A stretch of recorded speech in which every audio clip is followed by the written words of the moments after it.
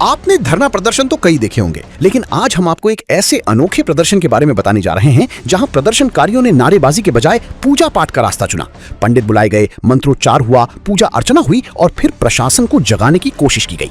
आखिर क्या है पूरा मामला?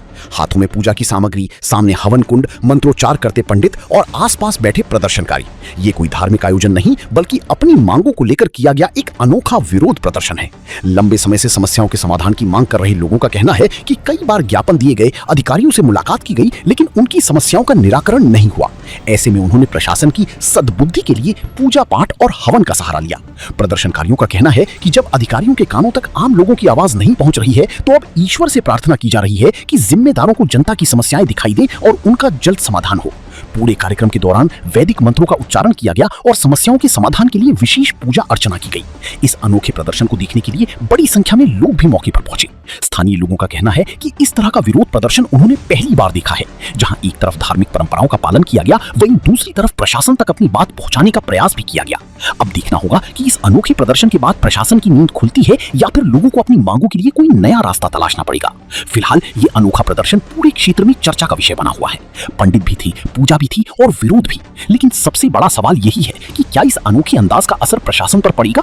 अरे मुकेश टंडन को सद्बुद्धि दे भगवान, विधायक को सद्बुद्धि दे भगवान। जिला कांग्रेस कमेटी के अध्यक्ष मोहित रघुवंशी जी के निर्देश अनुसार पूरे जिले में पूरी शहर की जो सड़कें हैं, जिले की सड़कें वो खुद ही पड़ी हुई हैं, जर्जर अवस्था में हैं। इन गड्ढों पे होकर के सभी लोग विदिशा के लोग निकलते हैं और ये अकेले इसी रोड की बात नहीं है, पूरा विदिशा शहर गड्ढों में तब्दील है।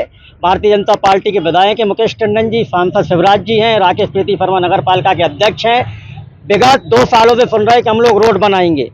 अच्छा, ये विदिशा की रोड इसलिए नहीं बनी, मैं आपको बताना चाहता हूँ कि ये विधायक और नगर पालिका अध्यक्ष की लड़ाई का कारण है। आपको पता होगा कि शहर की सड़कों को बनाने का जिम्मा होता है नगर पालिका का, लेकिन चूंकि कमीशन खोरी का मामला था, विधायक जी ने अड़ करके लड़ करके पीडब्ल्यूडी को ये रोडें दी हैं। पीडब्ल्यूडी ने 2-2, 3-3 बार टेंडर किए हैं, लेकिन अभी तक किसी ने टेंडर इसलिए नहीं भरा क्योंकि उनके बस की बात नहीं। उन्हें मालूम है कि शहर के अंदर अगर हम रोड बनाएंगे और अगर हम उनको गुणवत्तापूर्ण नहीं बनाएंगे तो यहाँ विरोध होगा। 3-3 बार टेंडर होने के बाद नहीं मिला। मैं विधायक जी पर हमने जो पूजन के माध्यम से यही सद्बुद्धि के लिए हमने ईश्वर पे प्रार्थना की, एक तो इन गड्ढों में किसी प्रकार की घटना दुर्घटना ना घटे, दूसरा विधायक मुकेश टंडन जी को सद्बुद्धि दें कि शहर में कम से कम ये शहर के लोगों की सोचे, जिन्होंने आपको हजारों वोटों से, शिवराज जी को 9-9 लाख वोटों से जिता करके भेजा है। पूरे शहर का सत्यानाश शिवराज सिंह चौहान, विधायक मुकेश टंडन और राकेश प्रीति शर्मा ने किया है।